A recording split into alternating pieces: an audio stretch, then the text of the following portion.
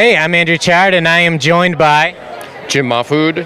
And we're here at Rose City Comic Con, and just have some questions for you. The first one we always like to start with on our show is, what is the first comic you remember like really getting you into the art of reading comics, or like what were the characters that really attracted you to the world of comic books? The first book was The Further Adventures of Indiana Jones. It was like a Marvel adaptation basically of Raiders of the Lost Ark, like 1984 when that first came out. I just seen Raiders, and so I saw the comic in the store, in the grocery store, and bought it. And then flipping through that book, I saw images of like Spider-Man and stuff, and I knew the cartoons of all those characters, and so that got me into like collecting Spider-Man comics. So Indiana Jones, Spider-Man were kind of my gateways in, and then once I got into like Batman and Spidey were kind of my two big things as a kid. Reading the big two. Do you remember making the transition into reading indie comics? Is that what kind of drew you into wanting to draw for indies, or? Yeah, I mean, I collected everything when I was a kid. The black and white stuff that first caught my attention was probably the Ninja Turtles, when it was still the edgy Eastman and Laird original OG black and white books. Some of the best. So like mid-late 80s when I discovered that stuff, it just completely like split my brain into, and that kind of led me into like Cerebus and the Dark Horse stuff, Concrete, and then the 90s hit and it was like Sin City, and then eventually I discovered the OG 60s and 70s underground comics, Crumb and all that. I didn't get to that until like a little bit later, but when I was in college and art school, all of that stuff was hugely influential because me and my friends were just starting to put out our own stuff. Yeah. And so the blueprint was DIY black and white indie comics. Like anybody can do this. You just sit down, write it, draw it, print it, and then it's a thing. Yeah, that's great. I mean, that kind of indie revolution is what we still love about comics today.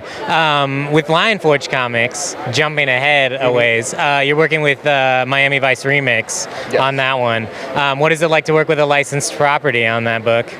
Well, we got a lot of freedom, so we got lucky. So we kind of set it up first with NBC, and we're making sure, like, can we do it our way? Can I not draw photorealistic likenesses because I don't want to do that.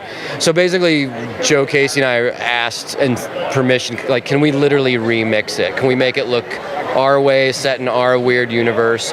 Doesn't have to tie in with the continuity of the TV show, but it still pays homage to the TV show and still has classic elements from the show, just remixed through our weird filter.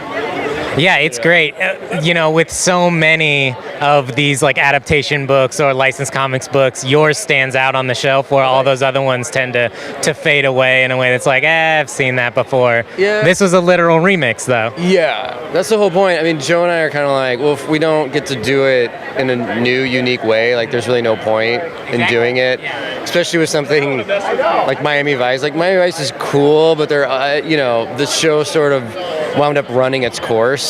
Yeah, and it was cool, and now I don't know. It's kind of dated. You have to kind of start over with something fresh. Yeah, and you know, we don't even say what era ours takes place in. Like it's this weird remixed version of the 80s where people are still wearing 80s fashion, but they're using modern cell phones. Yeah, so there's cell phones in there. We don't have to explain that to people. It's like the reader can just interpret it in their own way.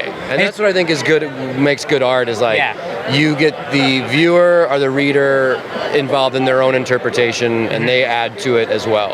Yeah, on top of that, it's also just a great crime story. So even if you've never read or seen any Miami Vice stuff, it still works on its own really well. So I think that's another thing you guys have achieved. Thank you. And yeah, you don't have to know the show or know the movie. It's like you said, it's a weird psychedelic crime comic book. Yeah, it's great. I love it. So thank you for that. Yeah. What are some of your influences when it comes to art outside of comics that you draw on? I mean, I'm a huge fan of obviously music, movies, anime, non-comic artists like Ralph Steadman, Basquiat, Keith Haring, that kind of late 70s New York graffiti. You can see the street art movement kind of in your work. Yeah, I like all that stuff. 60s psychedelic rock poster world of stuff. So I'm always trying to pull from like different sources. Yeah, absolutely. Are there any influences in comics that are, current comic artists that are really wowing you with their stuff, or?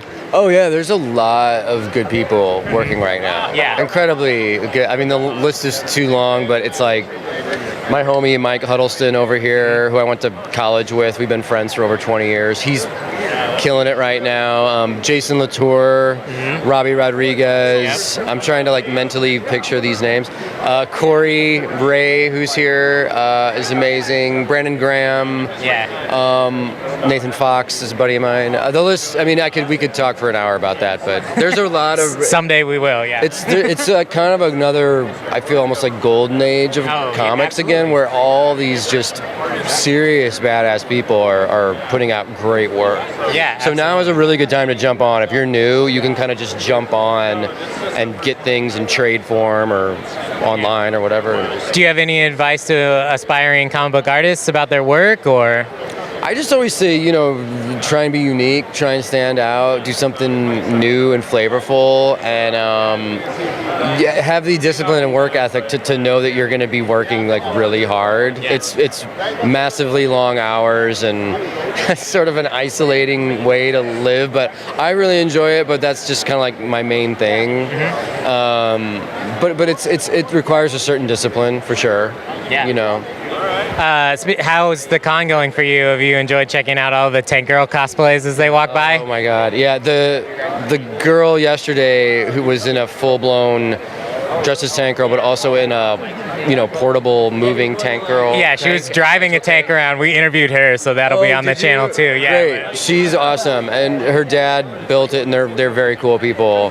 But I always enjoy seeing people expressing their self that way. It's fun. It's great, and especially with characters that you had a chance to draw and add a lot of light to, I'm sure. Yeah, and then they add their own spin on it, which you wouldn't. Sometimes it's things you wouldn't have thought of. Yeah. That they add to it that make it worth while. It's pretty cool. Yeah, very cool. Well, thank you so much for your time. I hope you have a great rest of your con. It's almost done. The con is over, but have a good 20 minutes. Yeah. Enjoy a beer and.